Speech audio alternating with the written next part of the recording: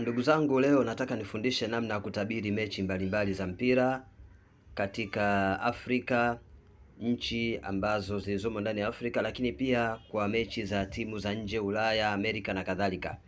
Sasa naanza kufundisha, lakini pia nina kitabu. Mwenye kutaka kitabu anaweza kanunua kwa njia PDF ili aweze kufaidika namna ya kutabiri mechi za mpira.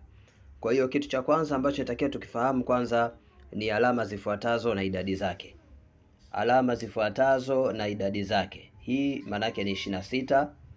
Alafu kuna hii ni 45.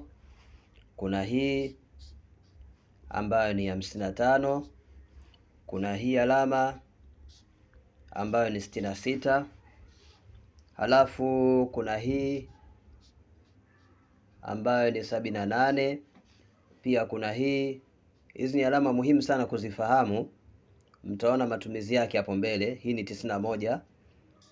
Mtaona matumizi yake hapo mbeleni kwamba zitatumikaje hizi.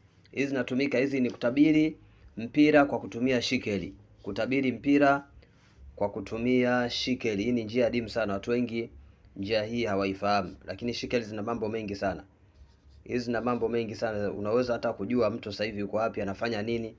Unaweza kujua hata mtu hivi sasa huko alipo yuko katika hali gani. Una uwezo wa kujua kama mpenzi anakufaa au hakufai. Sasa hapa leo tunaangalia mpira, lakini pia zinatumika pia kujua hata nyota yako, kazi ya nyota yako, ufanye kazi gani ufanikiwe. Mpenzi wako ana nyota gani na nyota yake ni iko vipi. Hizi alama zote ni muhimu sana kuweza kujua idadi zake.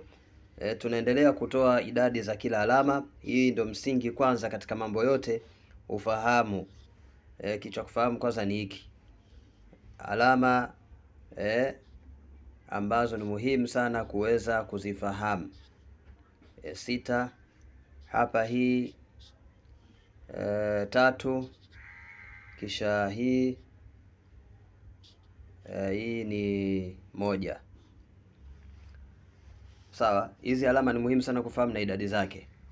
1, 2, 3, 4, 5, 6, 7, 8, 9, 10. Kuna 1, kuna 2, kuna 3, kuna 4, kuna 5, kuna 6. Hizi alama ni muhimu sana sana tena sana kuweza kuzifahamu na idadi zake. Kwa hiyo kitu cha kwanza, sehemu ya kwanza ni kufahamu hizi alama pamoja na idadi zake. Hizi alama pamoja na idadi zake. Hii ni sehemu ya kwanza. Sehemu ya kwanza ni kufahamu hizi alama pamoja na idadi zake.